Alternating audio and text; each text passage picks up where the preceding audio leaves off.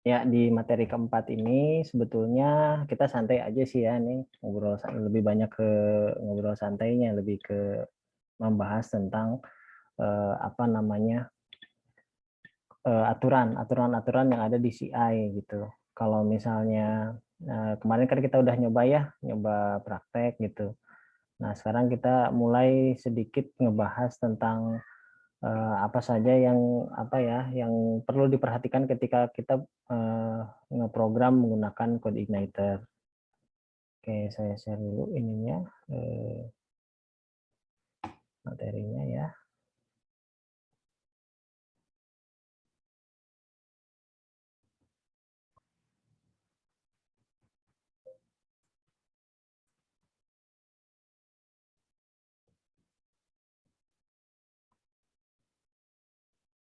Ya, oke, sudah kelihatan ya.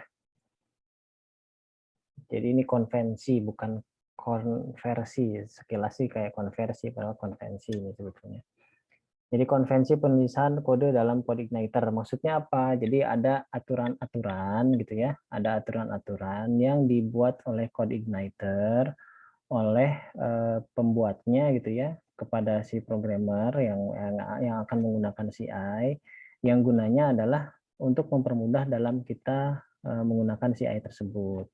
Nah, sebetulnya ini sifatnya opsional, artinya boleh dijalankan, boleh enggak, tapi ada juga yang harus wajib dijalankan. Jadi beberapa ada yang opsional, ada yang wajib gitu ya. Contohnya kalau yang opsional itu mungkin dari string, nanti kita bahas lah. Tapi yang apa yang wajibnya itu biasanya dari penamaan sama apa namanya ya reserved word. Nah, itu yang biasanya wajib yang nggak bisa ditolak ya gitu. Oke, kita mulai kita bahas dengan yang pertama ya. Jadi coordinator itu sebetulnya tidak memaksa sebab kita gitu ya sebagai programmer itu untuk melakukan gaya penulisan kode apapun karena biasanya setiap programmer memiliki gaya masing-masing gitu ya. Nah, tapi coordinator ini menyediakan beberapa konvensi atau aturan atau ketentuan yang sebaiknya diikutin gitu ya. Sebaiknya diikutin untuk menjadikan kode lebih baik dan lebih mudah dipahami oleh orang. Karena kan ini sifatnya coordinator ini sudah dipakai oleh umum. Jadi kalaupun kita bekerja dengan tim, otomatis aturan yang dipakai adalah aturan umum, bukan aturan pribadi gitu. Walaupun kita bisa menerapkan gaya kode kita di dalam coordinator itu sendiri gitu. Nah, yang pertama misalnya ini penamaan file. Nah, penamaan file dalam CodeIgniter itu ada dua kelompok ya, ada kedua kelompok file. Kelompok pertama adalah kelompok kelas dan kelompok konfigurasi. Nah, di sini kelompok konfigurasi atau kelompok kelas, kelas itu kan bisa kita buat sendiri atau ada kelas yang bawaan dari CodeIgniter. Kalau konfigurasi juga bisa kita buat sendiri atau ada yang bawaan dari CodeIgniter itu sendiri. Nah, kalau misalnya kelas itu apa namanya yang kita buat, berarti kita harus sebaiknya mengikuti sistem penamaan yang ada, yaitu apa? Kalau kelas harus diawali dengan huruf besar dan sisanya dengan huruf kecil. Jadi tidak boleh tengah-tengahnya itu huruf huruf huruf besar gitu ya. Nah, sementara kalau penamaan yang lain gitu ya, yang lain gitu si kode yang lain selain inilah, selain kelas gitu ya, selain kelas baik itu fungsi ataupun apa namanya? View gitu ya. View itu kan isinya HTML gitu ya. Nah, view HTML itu boleh bukan boleh, maksudnya sebaiknya ditulis dengan huruf kecil semua gitu ya. Nah, ini contohnya ya. Contohnya misalnya ada penulisan gini, untuk kelas, kelas yang dibuat sendiri. Ini kan ini penulisan yang salah ya. Kalau yang ini penulisan yang tidak tepat itu contohnya nih some library ini huruf kecil semua. Nah, ini salah gitu penulisannya. Atau depannya huruf kecil, setengah-tengah ada huruf besar. Nah, ini juga salah gitu ya. Nah, atau huruf besar semua ini juga salah gitu. Walaupun nah, ini nggak error ya, walaupun ini nggak error. Kalaupun misalnya huruf besar semua nggak error. Nah, ini pun juga kurang tepat nih. Jadi ada huruf besar di depan, lalu di tengah-tengahnya ada huruf besar juga. Ini nggak tepat. Jadi tidak mengikuti aturan yang ada dari MCI. Walaupun ini tidak error nih, kalau misalnya kita bikin seperti ini, yang penting huruf besarnya depannya huruf besar gitu. Nah, jadi sebaiknya untuk penyeragaman itu penulisan kelas yang baik adalah huruf depannya saja huruf besar, gitu ya. Huruf besar saja depannya, lalu sebelakangnya huruf kecil. Kalaupun misalnya mau ada dua kata, pakai underscore bisa, tapi jangan pakai huruf besar di belakangnya, begitu. Nah, untuk file konfigurasi, nah itu sebaiknya huruf kecil semua. File konfigurasi atau file view ya, view itu juga kan termasuk bukan dari kelas. Nah, itu harusnya huruf kecil semua. Ya, contohnya kalau ini kan penamaannya salah, huruf besar, belakangnya huruf kecil. Nah, ini penyamaannya salah. Terus ada huruf besarnya juga di tengah, ini juga salah. Atau di tengah-tengah ada huruf besar, depannya huruf kecil, itu juga salah. Ini sebetulnya tidak error gitu ya, cuma ya sebaiknya kita ikutin aturan ini supaya bisa membedakan mana ini file kelas atau file biasa atau file konfigurasi. Tujuannya sebetulnya untuk itu gitu. Sehingga kalau kita bekerja dengan file yang banyak akan mudah diidentifikasi. Kalau sistem penulisannya seperti ini, misalnya huruf besar di depan, sisanya huruf kecil, orang membaca bahwa ini kelas, isinya pasti kelas gitu. Nah, maksudnya ke sana sehingga kinerja tim itu bisa lebih cepat gitu ya. Tidak harus dibuka, oh ternyata isinya bukan kelasnya, nah itu kan jadi salah. Nah, sebenarnya hanya untuk mengatur kesepakatan aja. Nah, itu yang penulisan. Lalu di sini ada juga penggunaan tag pendek. Ya. Penggunaan tag pendek. Nah, kalau misalnya ini sebetulnya untuk aturan PHP 5 sih ya, untuk aturan PHP 5. Karena PHP 5 itu bisa tag depan PHP-nya tuh hanya ini aja nih, hanya seperti ini ya, hanya yang tag pendek seperti ini. Tapi kalau yang yang PHP 7 ke atas itu sudah wajib ada tulisan PHP-nya. Nah, jadi ini contoh penulisan yang salah seperti ini ya. Seperti ini contoh penulisan yang salah. Lalu di sini ada contoh penulisan yang benar. Jadi harus dipanjangkan, ada siku tanda tanya lalu ada tulisan PHP-nya. Begitu ya. Oke, sebentar.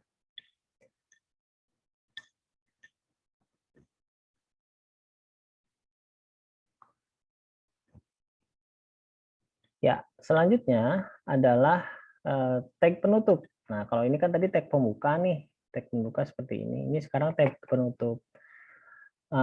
Tag penutup pada kode PHP itu bersifat opsional. Ya, di code igniter ya, di code igniter itu sendiri bersifat opsional. Tapi ini khusus untuk kelas. Jadi yang khusus kelas itu apa? Seperti model atau controller.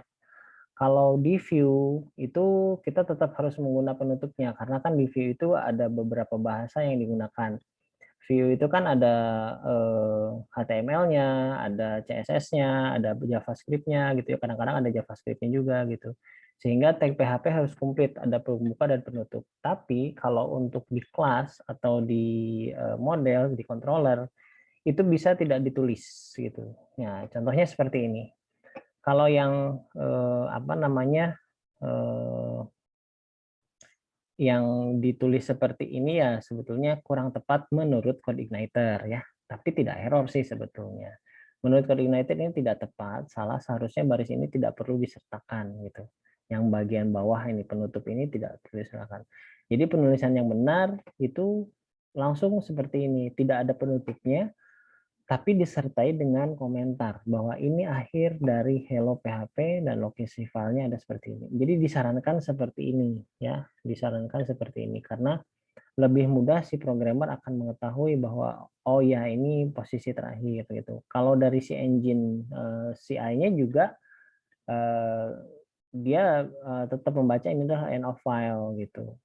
Bahkan memang di beberapa kasus untuk CodeIgniter ini gitu ya, kelas yang ditutup seperti ini kadang-kadang membuat error kadang-kadang gitu ya. Ada beberapa kasus yang seperti itu. Sehingga untuk menghilangkan hal tersebut dibuatlah aturan sebaiknya dihilangkan gitu. Karena biasanya ketika membaca satu line kosong itu dianggap sebagai file penutup begitu. Nah, Selanjutnya adalah penamaan kelas. Nah, penamaan kelas itu hampir sama dengan penamaan filenya ya, file kelas. Jadi harus sama. Penamaan kelas itu harus dimulai dengan huruf besar dan sisanya adalah huruf kecil. Jadi ini sama-sama persis dengan penamaan file yang tadi di depan. Apabila ada lebih dari satu kata, itu jangan digabung jadi huruf besar seperti ini, tapi dipisah menggunakan underscore seperti ini ya. Nah, ini contohnya ya. Kalau contoh yang benar seperti ini. Jadi huruf besar tapi sisanya belakangnya huruf kecil semua. Nah, itu untuk penyeragaman penamaan sebuah kelas. Ini pun juga berlaku untuk model ya. Penamaan untuk model kan ini kelas ini bisa berupa model atau controller ya. Nah, bisa berupa model atau controller. Jadi penamaan kelas itu seperti ini. Nah, selanjutnya ke penamaan metode ya. Metode itu apa sih gitu ya? Dalam OOP atau Object Oriented Programming, metode atau metode gitu kalau bahasa Indonesianya adalah fungsi yang didefinisikan dalam suatu kelas ya. Jadi fungsi yang didefinisikan dalam suatu kelas. Yang gunanya itu adalah untuk mempresentasikan kemampuan yang dimiliki oleh objek gitu ya. Nah, dalam coordinator, nama metode ini ditulis dengan huruf kecil. Jadi sebaiknya ditulis semuanya dengan huruf kecil gitu. Nah, jika terdapat lebih dari satu kata itu dipisah dengan menggunakan underscore, tapi tetap huruf kecil semua sebaiknya. Walaupun kita bisa ya nulis huruf besar gitu, bisa aja gitu. Nah, saya nggak masalah. Nah, cuman sebaiknya yang disarankan oleh CI itu adalah huruf kecil semua gitu. Sehingga tidak apa ya, tidak kecampur sama yang namanya kelas juga, ada huruf besarnya kan. Nah, ini huruf kecil semua. Nah, lalu ada juga penamaannya harus deskriptif ya. Jadi namanya tuh harus mencerminkan sesuai dengan proses yang dilakukan. Tapi tidak terlalu panjang juga gitu. Yang penting singkat tapi mewakili apa yang ada di dalam fungsi tersebut. Nah, ini contoh ya, ada beberapa penulisan yang salah ya. Misalnya begini, file properties. Nah, ini salahnya kenapa? Karena ini sebetulnya dua suku kata, jadi harusnya dipisah menggunakan underscore. Lalu yang kedua, ini file properties, salahnya kenapa? Satu, ini P-nya besar, dan kedua, harusnya pakai underscore, dipisah. Lalu ini lagi nih, get file properties. Nah, ini sama ya kasusnya, dia harusnya get underscore file underscore properties gitu ya. Nah, lalu yang bawah ini karena ada huruf besarnya. Ini juga sama, harus besarnya di tengah-tengah, itu salah. Nah, terus ini ada juga nih, get the file properties from file. Nah, ini terlalu panjang, itu harusnya disingkat aja. Nah, dari sini kan bisa tahu kalau misalnya disingkat, bisa seperti ini, get file properties. Nah, itu sebetulnya sudah cukup. Jadi kayak kata-kata the-nya hilangkan saja, from the file ya udah pastilah get file properties itu from the file. Artinya tidak menggunakan kata-kata yang mubazir lah istilahnya ya. Kalau misalnya kita ini kan sebenarnya fungsi untuk get file properties, jadi mendapatkan informasi properties dari sebuah file. Nah, logikanya kan ya cukup ketika programmer membaca get file properties ya itu udah pasti ngambil properties. Nggak usah lagi dijelasin bahwa get the file properties from the file, itu kan terlalu hambur ya gitu. Makanya ini disalahkan untuk cara penulisan function begitu. Oke, selanjutnya ke penamaan variabel. Nah, ini penamaan variabel kadang-kadang kita bebas-bebas aja ya gitu. Iya, sebenarnya bebas, tapi memang ada aturannya juga khusus di CI. Selain aturan penamaan variabel yang sudah ada. Aturan penamaan variabel yang sudah ada tuh apa? Misalnya ya, kalau yang sebelum-sebelumnya di bahasa pemrograman variabel itu harus ditulis menggunakan apa ya, bukan bukan angka ya, di depannya itu bukan angka, jadi angka depannya itu bukan angka. Jadi kalau misalnya A1 itu masih bisa variabel, tapi kalau 1A itu nggak bisa gitu. Nah, itu akan menimbulkan permasalahan. Nah, jadi aturan di CI ada lagi, aturannya apa gitu ya. Yang pertama, ini hampir sama dengan penamaan metode, tapi namanya harus ditulis, yaitu namanya harus ditulis oleh huruf besar semua. Nah, jika terdiri dari dua suku kata, maka harus dipisah menggunakan underscore. Nah, seperti itu. Jadi sebetulnya sama seperti function. Nah, ini ada beberapa contoh juga penulisan yang salah dan yang betulnya seperti apa. Contoh misalnya single letter ya. Nah, ini sebaiknya tidak digunakan karena single letter itu hanya digunakan untuk loops, untuk looping ya, untuk for gitu. Itu sebaiknya untuk itu. Ya, kita hindari untuk menggunakan satu karakter untuk ini apa namanya variabel gitu ya. Oke. Ya, sebentar.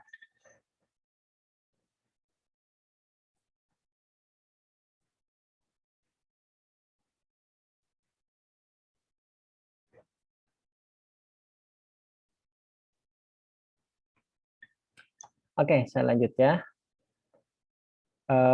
Selanjutnya ini penamaan yang tadi variabel.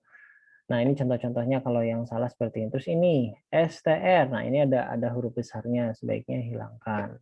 Terus ada lagi nih buffer text. Nah, ini harusnya pakai underscore. Group ID ini juga sama, harusnya pakai underscore. Nah, di sini ada nama of last city use. Nah, ini terlalu panjang gitu. Nama of last city use.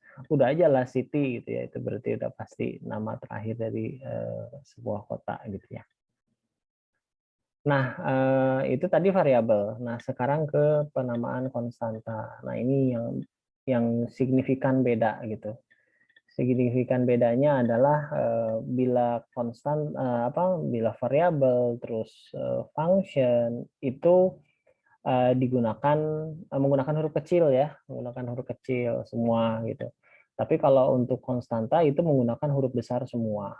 Tapi harus jelas juga. Contohnya seperti ini. Nah, bila penulisannya salah itu apa? Karena di depannya ada huruf kecil, terus tengah-tengahnya huruf besar gitu ya. Jadi sebaiknya huruf besar semua. N, nah ini kan single ya. Kalau single berarti ya disalahkan karena ini single itu biasanya untuk looping gitu, untuk iterasi lah. Gitu. Ini SCVAR ini nggak deskriptif, jadi penamaan variabel itu nggak bisa sembarangan gitu, maksudnya atau konstanta itu kalau sembarangan artinya harus mewakili isinya tuh apa gitu, ya isinya tuh apa karena ini berpengaruh ketika kita bekerja dalam proyek yang besar, yang dimana variabelnya banyak, fungsinya banyak. Jadi kalau kita pakai aturan kita sendiri bebas-bebas aja variabel A, B, C, G gitu ya. Nah, itu kadang-kadang nanti pusing sendiri. Jadi pas nge-trace ini variabel A itu apa gitu ya, variabel S itu apa gitu. Nah, atau konstanta B ini apa ya, konstanta X ini apa gitu. Nah, itu jadi penamaan variabel, penamaan konstanta wajib mewakili apa yang ada di dalam tipe datanya. Jadi tipe datanya buat apa gitu ya, tipe datanya buat apa. Jadi harus namanya itu tidak boleh sembarangan gitu. Dan itu harus dibiasakan. Kenapa? Kalau tidak dibiasakan, itu terbawa terus gitu ya, terbawa terus jadi suatu kebiasaan. Nah, ketika sudah menjadi suatu kebiasaan ya akan sulit untuk dirubah gitu. Nah, selanjutnya ke penulisan komentar ya. Nah, penulisan komentar itu harus jelas gitu ya. Harus jelas deskripsinya agar bisa dipahami oleh orang lain. Misalnya gitu ya. Ini misalnya penulisan yang kurang tepat itu seperti ini. Variabel nama, iya betul. Nama itu sebenarnya variabel nama. Tapi apa? Nama siapa? Gitu ya. Nama siapa? Nah, mungkin ada keterangan tambahannya lagi. Variabel untuk menyimpan nama pegawai. Nah seperti itu ya. Contohnya seperti itu. Ya. Nah itu ya. Jadi seperti itu kalau untuk penamaan komentar. Jadi nggak asal aja bikin komentar karena kadang-kadang orang itu di programming itu ketika si komentar tuh bahkan nggak dipakai karena memang dianggapnya nggak penting. Iya kalau untuk programnya kecil-kecil gitu ya cuman di bawah 100 line atau di bawah 50 line ya 50 baris gitu kayaknya nggak terlalu penting juga untuk komentar. Tapi kalau sudah bekerja lebih dari satu file, bekerja lebih dari satu apa namanya beberapa folder dan file yang banyak dengan variabel dan fungsi-fungsi yang banyak, itu akan sangat kesulitan kalau kita nggak kasih komentar. Jadi kadang-kadang kita hilang ingatan gitu, maksudnya ini dulu pernah bikin function tapi ini buat apa gitu ya, atau saya pernah bikin variabel ini trace-nya buat apa, ini kadang-kadang suka begitu. Nah, jadi memang yang bagus itu ketika kita bikin variabel atau kita bikin konstanta itu ada penjelasan gitu ya, ada penjelasannya agar orang mudah dibaca. Oke, kita lanjut. Penggunaan tentang true, false, dan null. Nah, di sini ketika menggunakan kata-kata tersebut ya di dalam kode, nah seharusnya kata-kata tersebut ditulis dengan huruf kapital atau huruf besar. Jadi contohnya seperti ini. Penulisan yang salah tuh ya kayak gini. Flag true, true-nya kecil semua. Ini sebetulnya nggak error, tetap jalan gitu.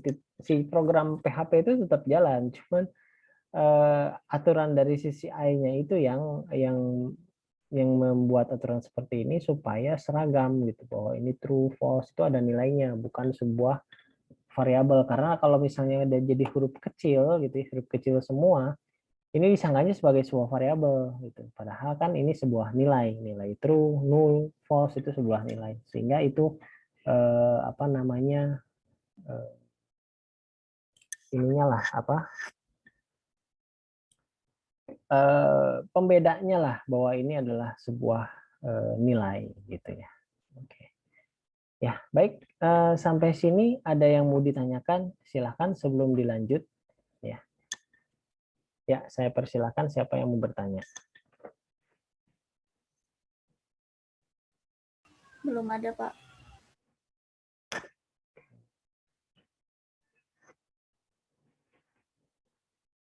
Ya, kalau tidak ada saya lanjut dulu ya. Iya, Pak. Iya, Pak. Cek dulu sebentar. Ya, kemudian kita bahas selanjutnya ada spasi ya. Spasi dalam tanda kurung ya. Nah, sebentar ada trouble nih.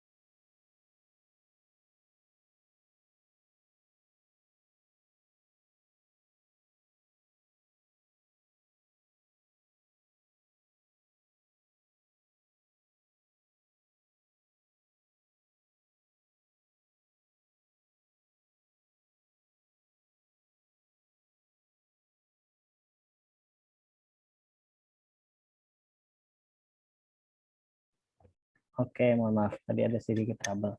Ya, selanjutnya ini ya, spasi dalam tanda kurung. Ini apa nih? Jadi biasanya kalau kita penulisan tanda kurung tuh kadang-kadang sih nggak semuanya ya, nggak semuanya kayak gini. Kadang-kadang suka ditambahin spasi gitu ya. Mungkin untuk memperjelas atau apa sih, itu sebetulnya dari gaya pemrograman seseorang sih.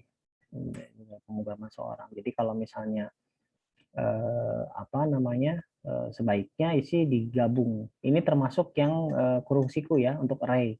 Nah untuk kurung siku untuk array itu juga digabung, tidak ada spasi di dalamnya gitu ya. Karena sebetulnya kan ini pemrograman, jadi memang tidak error sih, nggak ada errornya gitu ya kalau misalnya dikasih spasi atau tidak. Tapi memang supaya penyeragaman sebaiknya dihilangkan saja spasinya begitu. Nah, lalu ke string. Nah, ini nih string. String yang sering-sering suka bikin permasalahan ketika kita tidak mengikuti aturannya gitu ya. Errornya enggak sih, enggak error gitu, cuman bingung kitanya, bingung sendiri gitu kalau misalnya kita nggak ikutin aturan ini gitu. Nah, string itu untuk penamaan string atau untuk deklarasi string itu sebaiknya menggunakan satu kutip ya. Jadi kutipnya cuma satu gitu. Jadi kalau yang atas nih penulisannya salah nih, kayak my string ada kutip dua gitu ya, pakai kutip dua. Nah, itu kurang tepat, kecuali gitu ya, kecuali ada passing variable. Jadi variabelnya yang dikirim ke dalam sebuah string gitu ya. Nah, contohnya apa variabel yang dikirim dalam sebuah string? Contohnya yang ini nih, select foo from bar where bus gitu ya, sama dengan bag. Nah, ini sebetulnya nggak cocok nih ya, sebetulnya nggak cocok ini gitu. Nggak, maksudnya ini nggak error, tapi cuman bingung di maksudnya apa sih gitu ya, kurang tepat gitu. Padahal ada cara lain yang lebih bagus. Cara lainnya adalah oke, pakai kutip dua karena ini sebagai sebuah kalimat yang panjang dan di dalamnya ada variabel. Nah, itu sehingga penggunaan kutip dua itu contohnya seperti ini, kutip dua select gitu ya, who from bar where bus. Nah, di dalamnya kan si bag ini adalah sebuah variabel lagi ya. Nah, bag ini adalah sebuah variabel sehingga apa sehingga ditulisnya seperti ini begitu.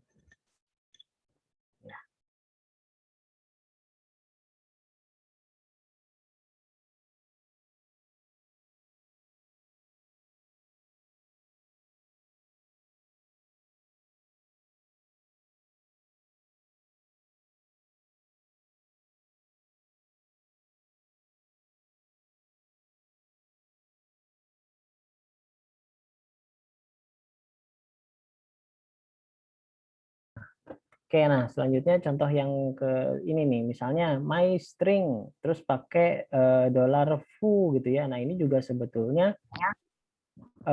ini apa namanya kurang tepat ya, karena di sini apa namanya ada passing variable di sini. Ini passing variable kan variabel $foo ini kalau tanda dolar itu sebetulnya kan variabel ya. Jadi ceritanya ada sebuah kata kalimat namanya my string, terus di belakangnya ditambahkan sebuah variabel string juga. Nah, itu sebaiknya ditulis pakai kurung kurawal. Nah, itu menandakan bahwa ini adalah sebuah variabel, bukan sebuah nilai. Takut ketukar sebuah nilai seperti yang di bawah nih, kayak select foo from bar where bus sama dengan bag. Nah, itu bag ini sebetulnya sorry ya, ini sebenarnya bukan variabel, tapi ini sebuah nilai yang akan dikirimkan gitu. Nah, yang akan dikirimkan yang berada di dalam tanda kutip gitu. Nah, sehingga penulisannya akan seperti ini, select foo from bar where bus sama dengan kutipnya satu. Tapi kalau untuk variabel my string pakai kurung kurawal. Jadi ini menandakan ini sebuah variabel gitu ya. Ini menandakan sebuah variabel. Itu saja pembedanya supaya tidak ada bedanya dengan si baiknya. Nah, memang di beberapa kebiasaan programmer ya, termasuk saya juga sih ya, terbiasa untuk tidak menggunakan kurung kurawal, langsung aja gitu dolar gitu. Tapi ternyata memang ada aturannya seperti itu.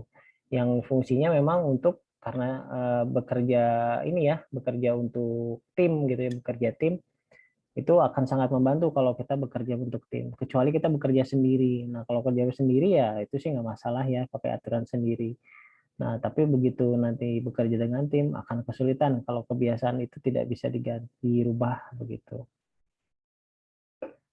Nah, ini yang selanjutnya seperti ini. Ini adalah SQL query. Nah, ini teman-teman biasanya ya kalau ngetik query itu langsung semuanya diketik plepet gitu ya ke belakang gitu ya.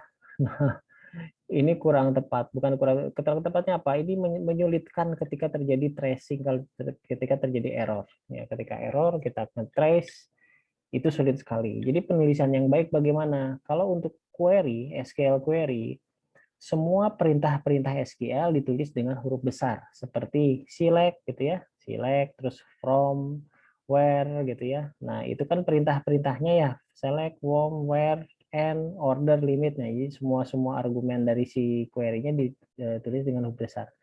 Tapi kontennya, isinya gitu ya, select from apa gitu ya.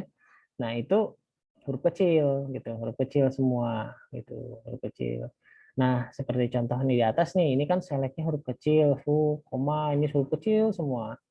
Ini kalau dijalanin nggak error, tapi akan susah ngetrace-nya. Kalau misalnya ini bener nggak tulisannya, bener nggak ngetiknya, karena kan kita berhubungan dengan kode yang kompleks ya, jadi harus benar-benar ngebantu kita bagaimana caranya supaya bisa ngetrace hal tersebut apabila terjadi kesalahan gitu. Nah, di sini apa namanya? Sebaiknya dipisah. Sebaiknya dipisah per baris untuk mudah membacanya. Bahkan kalau saya sebenarnya sudah mulai merubah kebiasaan ya. Kebiasaannya seperti apa? Kadang-kadang ini saya kebawahin lagi nih, select foo, enter lagi, bar, enter lagi, enter lagi, enter lagi supaya nanti ada pasangan gitu. Itu juga bisa seperti itu. Ataupun minimal seperti inilah, misalnya nih satu kalimat select ya, ini untuk field-field-fieldnya gitu ya. Nah, lalu apa namanya? Setelah field-fieldnya di sini, lalu baru ke bawah lagi gitu ya. Terus from apa gitu ya, kan ini kan atasnya field, yang bawah from ini adalah tabel kan ya, from tabel apa gitu. Where, nah where itu adalah ya apa gitu ya, argumen gitu kan. Nah and itu ada juga argumen, order by, nah itu semua. Nah kalau dibuat seperti ini akan mudah untuk ngetrace-nya. Misalnya kita errornya biasanya gitu, error-errornya tuh di sini di field-fieldnya, atau bisa juga di form-formnya, itu kadang-kadang juga suka error di situ. Kalau dibuat seperti ini satu baris panjang gitu ya, nah ini repot ininya ngetrace-nya, apalagi kalau udah perintahnya ada join-joinnya gitu ya, join tabel ini, join tabel sana, pakai primary key ini, apa foreign key-nya ini, nah itu akan susah gitu ya. Nah itulah penulisan query. Ya, oke. Materinya sampai sini dulu. Ada yang mau ditanyakan? Silahkan. Saya persilahkan. Yang sudah dibahas, silahkan di...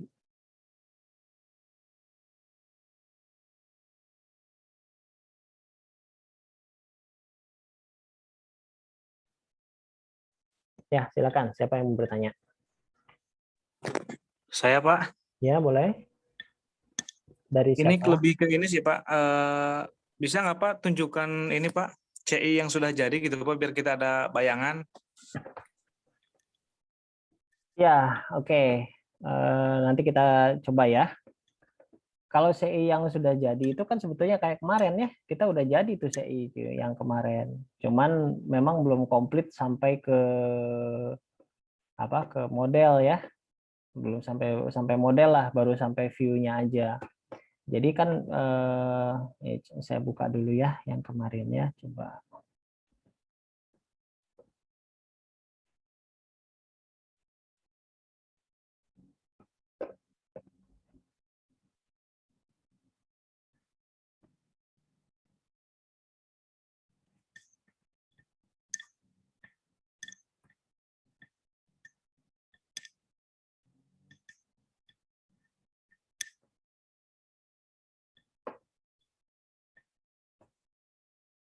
Kalau Wastu Digital pakai CI juga, Pak?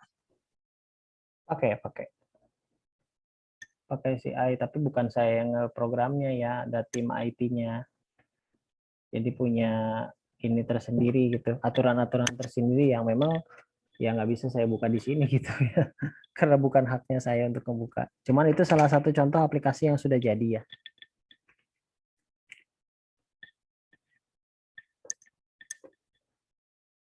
Jadi CI itu hanya sebagai konfigurasi, Pak ya? Nanti tetap kita bikin seperti biasa, website, ada CSS, ada JavaScript, dan lain-lain ya, Pak ya?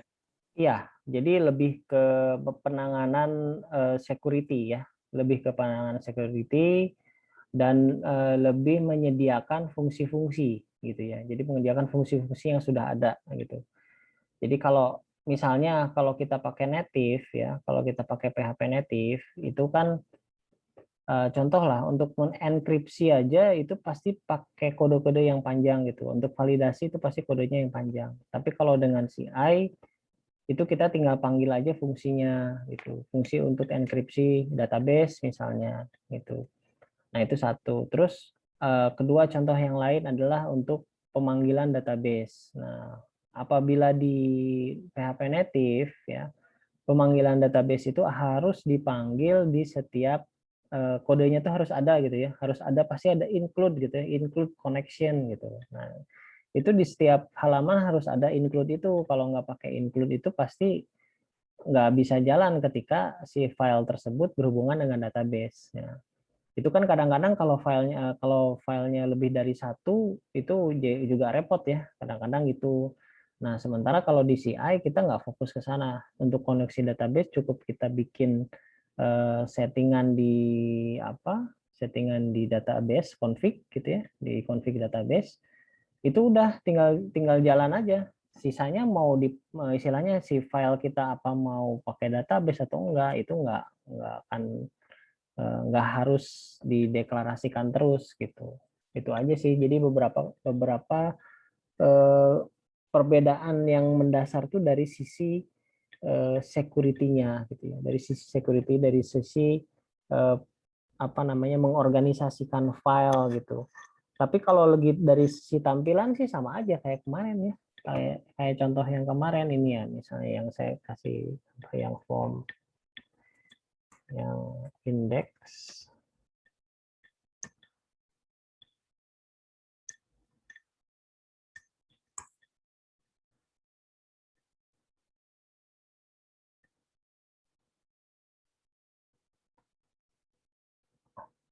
Nah, ini ya.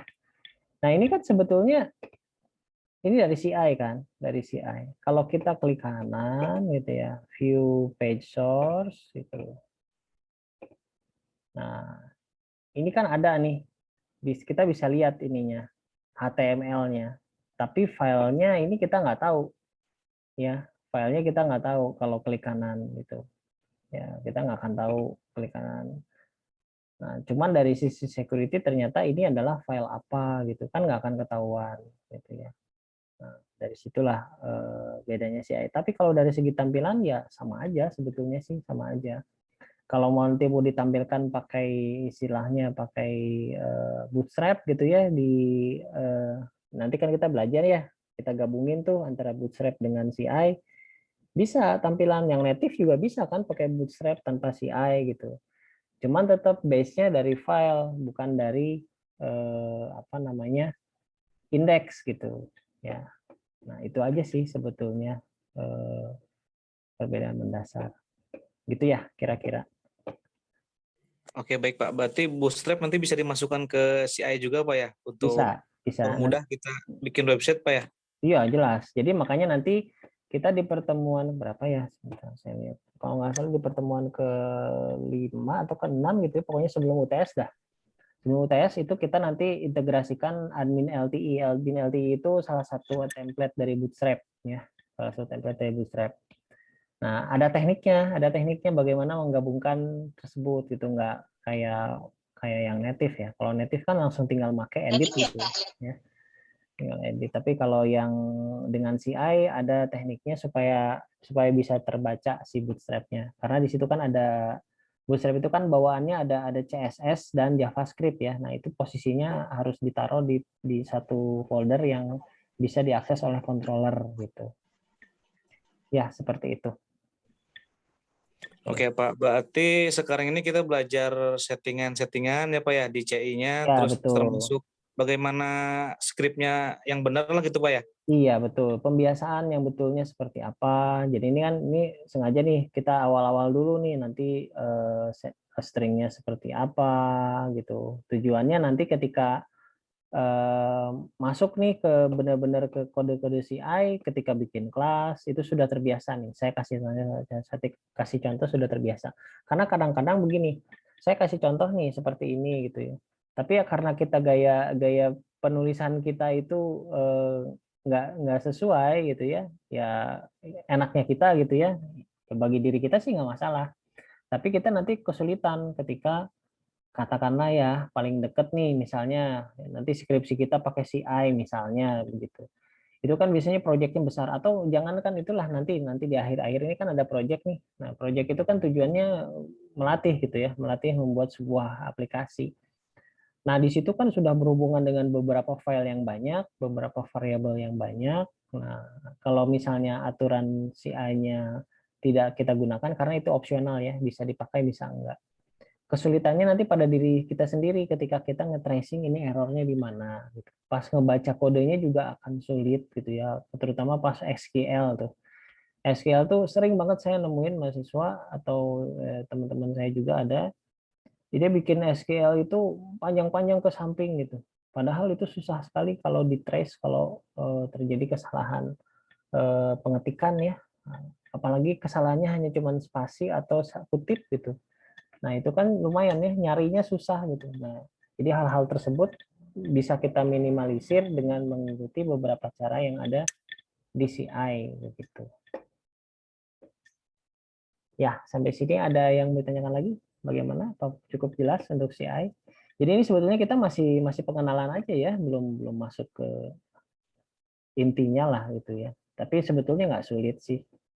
Jadi sengaja saya masukin dulu ini awal-awalnya supaya nanti hafal dulu ya, hafal dulu gitu. Ya, oke. Baik. Ya, Pak. Ya, ada lagi yang mau ditanyakan?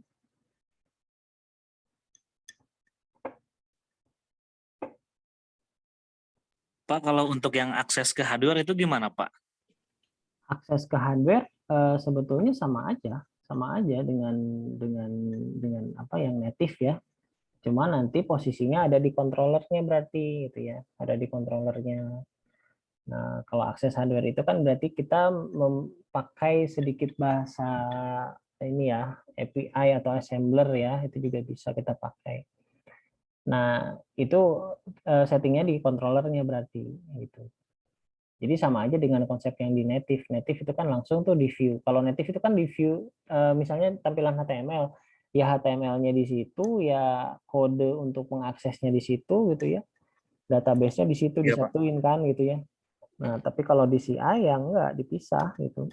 Dipisah-pisah supaya dia lebih mudah lah untuk organize gitu ya. Nah, Untuk pertanyaan editing mudah, Pak ya, Pak. iya, editingnya lebih mudah dan dikelompokkan. Tujuannya dikelompokkan gitu supaya ini urusan tentang database atau urusan tentang data-data itu ada di model gitu. Sehingga pas waktu error tuh udah kebaca. Nih, error misalnya cannot find this field. Nah, itu berarti kan kita udah langsung mikir field nih. Kalau field ini berarti nih di model, berarti salahnya di model gitu kan. Ya, Pak. Beda kalau misalnya ketika native tuh error di line sekian gitu. Udah aja line itu gitu ya. Udah, Ngulik aja di Pak. line itu kan itu. Padahal salahnya tuh di atasnya biasanya gitu. Nah, kayak gitu.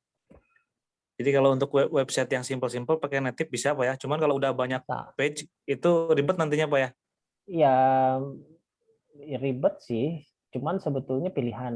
Artinya gini, dulu sebelum ada CI gitu ya, sebelum ada CI kan website itu semuanya pakai native ya, sebelum ada CI pakai native. Tapi timbul permasalahan. Permasalahannya apa? Yaitu file tidak terorganisir dengan baik. Terus gaya programmer, terutama sih gaya programmer sih ya, yang jadi masalah itu gaya programmer. Si gaya programmer itu tidak seragam, jadinya diperlukan suatu cara yang sama, akhirnya bikin aturan sama. Nah itu terus yang ketiganya sebetulnya security. Security-nya tuh ketahuan ini pasti file ini, ngebuka file ini. Nah, sehingga orang bisa nyoba-nyoba untuk ngehack gitu, untuk ngehack si website tersebut. Dan mudah untuk dihack ketika tahu posisi filenya di mana gitu ya. Ada cara-caranya untuk bisa ngehack tersebut. Nah, sehingga atas dasar permasalahan itu sih sebetulnya kenapa keluar framework gitu. Salah satunya adalah menangani masalah security dan kedua adalah menangani itu masalah keseragaman cara pengetikan kode program gitu. Tujuannya ke sana. Nah, gitu ya. Oke, Pak. Berarti kalau yang pakai CI ini SQL injection nggak akan tembus, Pak ya? nggak akan. Sok aja coba tuh itu wastu digital bisa nggak pakai SQL injection? Ya Oke, siapa? pasti nggak akan bisa gitu karena udah dibelokin ke sana sini dan udah ada ininya gitu, udah ada kayak semacam ya istilahnya kalau di Windows tuh ada firewall-nya lah gitu ya kayak begitu. Tapi dari sisi security si webnya gitu. Dan si database pun kan tinggal kan biasanya tuh kalau password ya penyimpanan password itu kan biasanya kalau kalau tanpa security langsung ya password gitu ketahuan gitu. Begitu buka database-nya ketahuan passwordnya apa gitu ya. Nah, tapi kan ada cara supaya si password itu tetap nggak bisa dibaca, yaitu diacak gitu, di encrypt ya, bisa pakai MD5, bisa pakai apa gitu ya, ada beberapa cara.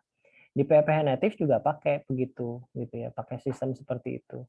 Cuman di CI ada sistem tambahannya, selain kita bisa pakai si MD5-nya, kita bisa ngacak lagi pakai key tambahan gitu. Nah, dan itu caranya tidak terlalu sulit karena sudah disediakan library-nya. Kita tinggal masukin aja, langsung dipakai, udah selesai. Nggak akan bisa tuh, butuh berapa lama untuk melakukan istilahnya ngehack untuk password tersebut ya. Nah itu. Oke, baik Pak. Nah, selanjutnya begini, ya memang alasan pertama kita belajar CI itu belajar framework lah ya sekarang gitu ya, seperti yang sebelumnya saya sampaikan, di luaran sana sudah pada pakai framework gitu ya. Kecuali di luar masih banyak yang pakai native gitu, yang masih banyak PHP native. Nah, itu sih mungkin masih belum dipelajari, tapi karena di luaran sudah banyak framework dan frameworknya itu macam-macam, banyak banget gitu ya. Tapi dari sekian banyak framework, mereka punya satu keseragaman. Keseragamannya apa? Yaitu sistem MCV itu, model view controller. Itu mirip, hampir sebagian besar framework menggunakan cara tersebut. Nah, sehingga mau nggak mau kita harus belajar tentang framework gitu ya. Oke, ada lagi yang mau bertanya? Silahkan.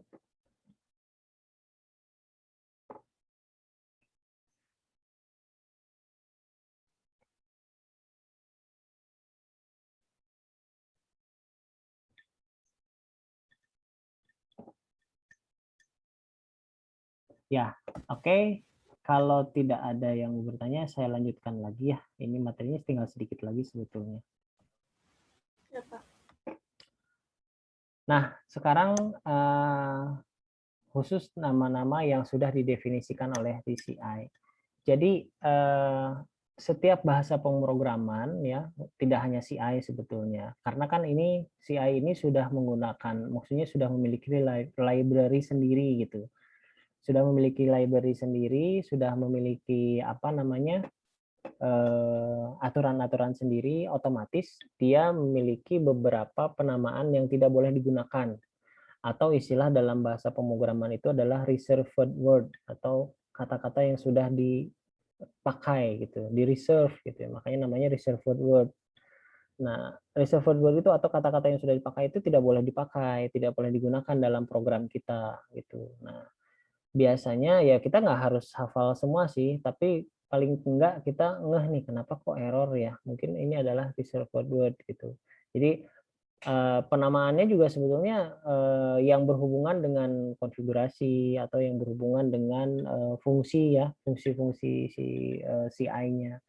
Nah, biasanya sih nggak akan kelihatan errornya, tapi tiba-tiba ada yang nggak berfungsi gitu ya. Kalau misalnya di ini gitu ya, CI, karena kan ini sebutnya PHP juga gitu. Berbeda dengan bahasa pemrograman seperti C++ gitu. Ya, itu kan ada istilahnya error message-nya gitu ya, bahwa ini adalah reserved word, tidak bisa digunakan. Nah, itu ada. Kalau di CI sih nggak ada. Makanya kita harus paling nggak harus tahu beberapa kata yang tidak boleh digunakan gitu ya. Contohnya seperti ini ya. Ini untuk penamaan controller ya. Untuk penamaan sebuah controller ya kita tidak boleh pakai nama CI controller karena sudah digunakan sebagai nama sebuah kelas. Terus namanya ya, namanya default, namanya index, nah itu nggak boleh itu untuk nama controller. Kecuali misalnya indeks 0123, tapi kan kita nggak tahu itu kodenya buat apa, itu tergantung. Jadi asal tidak boleh sama persis dengan tulisan itu. Lalu ada fungsi. Kalau untuk ini kan controller, ada fungsi-fungsi yang sudah ada di PHP itu tidak boleh kita bikin lagi namanya. Ya contohnya seperti ini, ada is PHP, is really gitu ya, load class, config. Nah ini sebetulnya kata-katanya rada-rada aneh, makanya sebetulnya rada aman lah kalau misalnya kita masih menggunakan nama-nama fungsi yang seperti misalnya pakai bahasa Indonesia, itu masih rada aman lah. Tapi kalau sudah mulai pakai bahasa Inggris dan udah pakai istilah-istilah seperti ini, ya biasanya suka ada masalah gitu ya. Log message, nah ini yang perlu diingat nih, log message itu nggak boleh gitu kan ya. Jadi kayak yang agak-agak nyerempet-nyerempet lah, misalnya kayak config item gitu, log message, terus ada apa lagi ya, di HTTP sih nggak mungkin lah kita pakai ya. HTML exit juga enggak, ini juga enggak ya. Nah itulah ya. Jadi paling ini aja sih, log message janganlah, itu berarti ada sudah masuk ke dalam fungsinya CI itu. Terus variabel ya. Nah ini juga sama, variabel juga ada yang sudah digunakan. Ada yang sudah digunakan. Nah, variabel itu yang sudah digunakan dan tidak boleh digunakan lagi adalah seperti config ya, variabel config, variabel db dan variabel length. Sebetulnya sih boleh, kita masih boleh menggunakan ini, tapi dikhawatirkan variabel yang milik si code igniter-nya itu akan berubah kalau misalnya kita gunakan variabel ini, akan ditimpah, dan itu biasanya terjadi error gitu. Sehingga kalau pakai db gini sebaiknya jangan gitu ya. Nah, itu ya untuk nama variabel. Lalu nama-nama konstanta. Nah, konstanta kan tadi ditulis dengan huruf besar ya, huruf besar semua. Nah, konstanta dengan huruf besar itu apa namanya? Ada beberapa yang perlu diperhatikan gitu, seperti apa nih, view path mungkin ya bisa, tapi kalau yang kata-kata lain sih kayaknya aman nih. Fopen read ini kayaknya nggak pernah lah kita bikin sebuah nama konstanta yang seperti ini ya. Exit succeed ini juga enggak lah biasanya. Terus exit error, nah mungkin yang kayak gini nih, exit underscore succeed, exit underscore error gitu ya, config, nah exit database, nah ini kadang-kadang ya perlu diperhatikan juga penamaannya begitu. Oke, sebetulnya materinya sudah selesai sampai sini. Siapa yang mau bertanya saya persilahkan.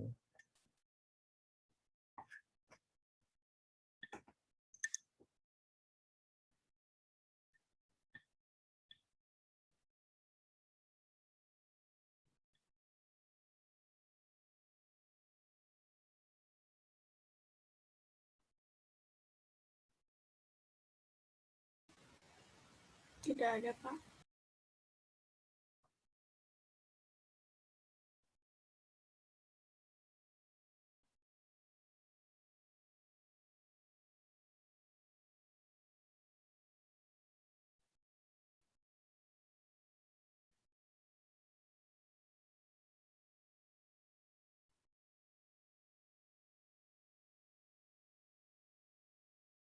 Oke, ada yang mau bertanya?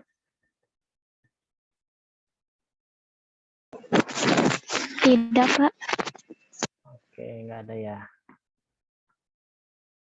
Baik, kira-kira ada yang apa sudah paham yang tadi disampaikan? Sudah, Pak. Ini sebetulnya masih dasar-dasar aja ya, jadi belum terlalu berat lah gitu. Izin bertanya, Pak. Ya boleh, silakan. Untuk akhir pertemuan kira-kira materinya sampai ke sedalam apa, Pak? Sampai koneksi database ya, database, terus nanti sampai ini ya, maksudnya sampai bisa bikin sebuah project lah. Jadi nanti setelah sebelum UTS ini minggu depan ya, minggu depan kita mulai masuk ke sebentar ya, ini baru pertemuan 4. Pertemuan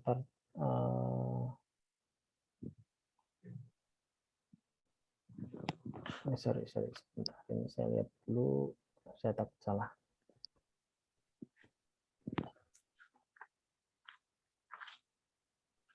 Ya, oke. Nah, ini saya ulang lagi ya ininya ya. Sedikit diulang lagi materi yang kemarin. Nah, ini ya rencana pembelajaran kita nih. Ini kan masih pendahuluan, terus ini juga nomor kita masih di konvensi ya, konvensi ini bukan konversi harusnya. Ya.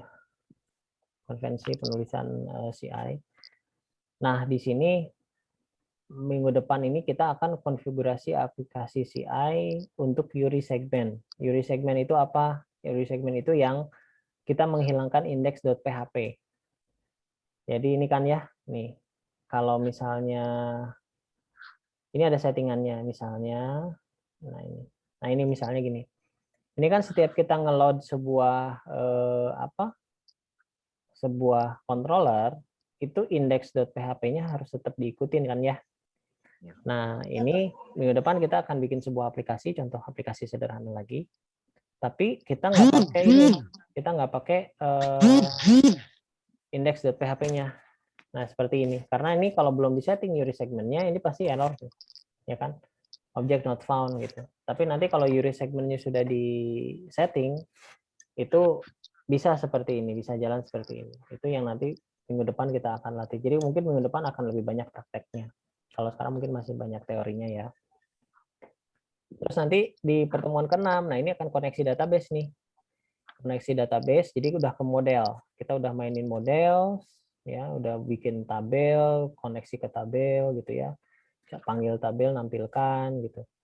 Nah, terus di pertemuan ke-7 sebelum UTS itu akan ada gabungin Bootstrap nih, Bootstrap admin LTE ya dengan CI. Nah, tentunya kan ini sudah ada koneksi database, tentunya kita akan hubungkan dengan database. Paling enggak aplikasi untuk login di admin LTE ini kan ada login ya. Nah, itu kita bisa gunakan login sederhana. Nah, dari sini kan sebenarnya database sudah jalan ya, sudah bisa gitu. Dari sisi security juga ada, nanti ada form validation juga di sini gitu ya. Nah, setelah UTS, nah baru kita masuk ke CRUD yang lebih dalam. Ini mungkin masih tampilan aja nih, mungkin update juga, mungkin insert juga masih bisa lah.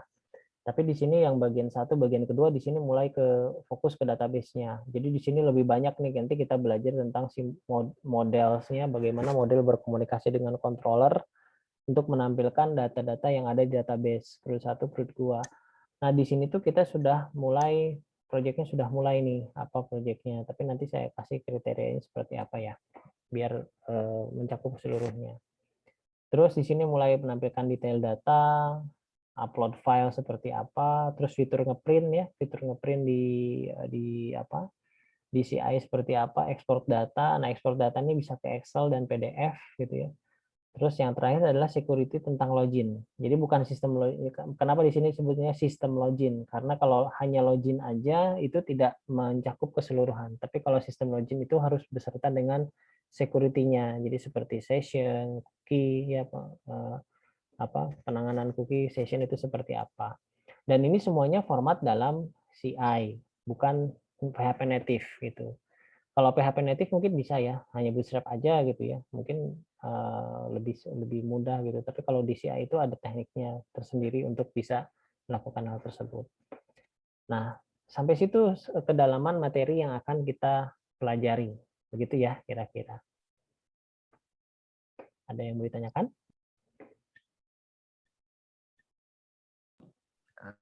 Cukup Pak, terima kasih Pak. Cukup ya, oke.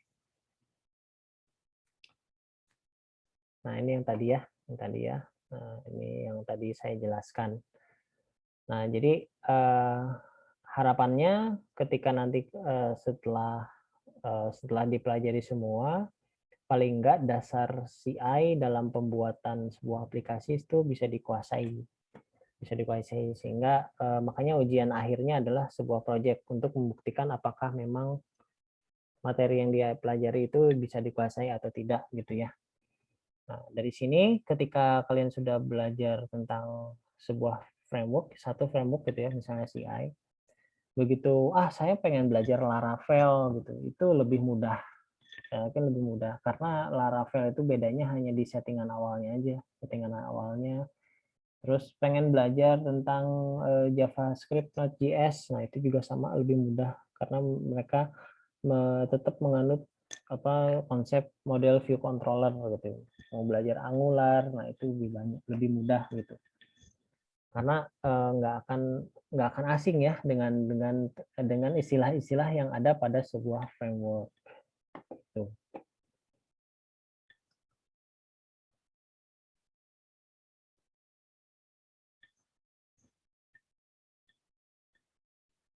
Oke, ada lagi yang mau ditanyakan? Izin bertanya, Pak. Silakan. Itu untuk UTS-nya praktik atau mengerjakan soal ya? Ya. Sepertinya praktek ya. Sepertinya praktek. Jadi ada soal, dikerjakan praktek. Nanti hasil pemrogramannya dikumpulkan, diperiksa seperti itu. Tapi tentunya ya soalnya ya tidak terlalu gimana ya, bukan yang harus dikerjakan seharian gitu ya.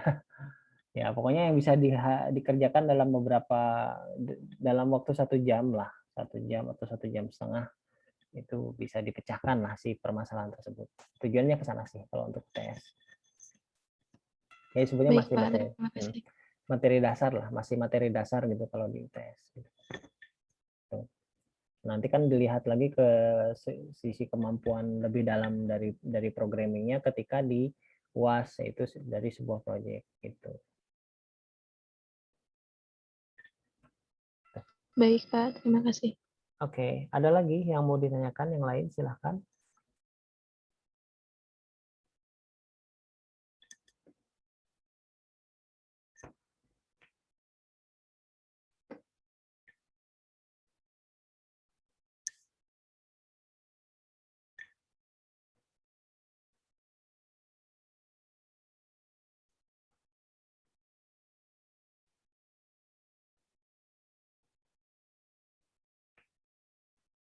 Oke, ada lagi yang mau ditanyakan? Apa sudah cukup? Cukup, Pak. Cukup mungkin, Pak. Cukup ya. Ya mungkin sekarang sih kita nggak banyak praktek dulu. Silakan coba dulu yang kemarinnya, itu kan sebenarnya masih yang dasarnya. Baca-baca lagi gitu ya, dicoba-coba lagi. Ya, nanti minggu depan kita mulai pure praktek agak banyak karena mulai nge-setting ini URI segment gitu ya, mulai setting URI segment, terus mulai saya kasih contoh-contoh yang lain lah untuk CI-nya gitu biar lebih memahami gitu ya. Dan memang sepertinya filenya yang harus di-share. Kalau saya ketik kayak waktu kemarin itu kayaknya susah banget tuh untuk dipraktekkan ya. Ya sebenarnya kemarin itu uji coba tuh, kemarin itu apa bisa nggak kalau saya tampilkan, ternyata kan sebagian maksudnya program kecil pun sulit gitu untuk di copy dengan cara mengetik gitu. Berarti mau nggak mau harus di-share filenya. Tapi memang ada kekurangan. Kalau di-share filenya itu ada 2 kemungkinan, antara dicoba atau enggak gitu ya. Nah, itu sih tinggal saya balikin ke teman-teman semua ya. Balikin ke teman-teman semua, kalau misalnya tekun mau nyoba pasti diulik gitu si filenya seperti apa, dibaca seperti apa. Tapi kalau misalnya nggak dicoba ya susah juga. Ya gimana tadi Sanggir katanya ada yang mau diobrolin, gimana Sanggir? Enggak, Pak. Tadi soalnya kelihatan open Pencet. mic. Oke.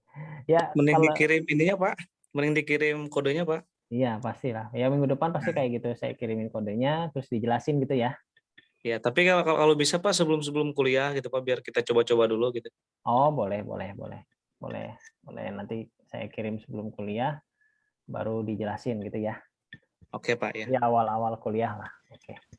Iya.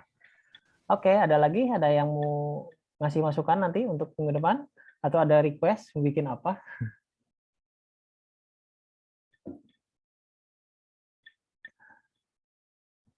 Nggak ada? Cukup? Cukup. Ya, oke. Kita cukup. Kalau tidak ada, sepertinya kita cukupkan saja kuliah kita sekarang. Tapi sebelumnya, seperti biasa, kita screenshot dulu yang hadir ya. Jadi sekarang di open video dulu semuanya, supaya saya bisa screenshot.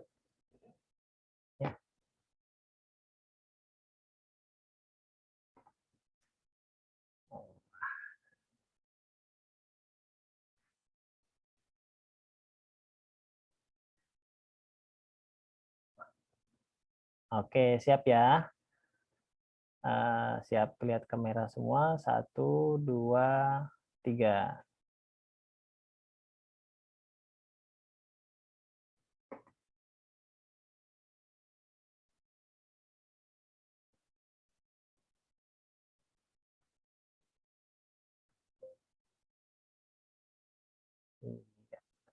Sekali lagi buat yang halaman 2-nya.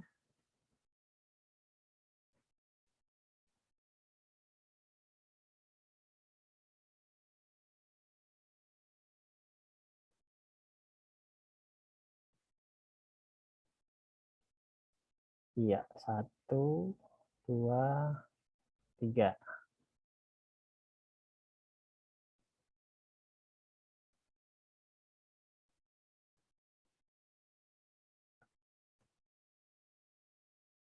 Oke, ya cukup.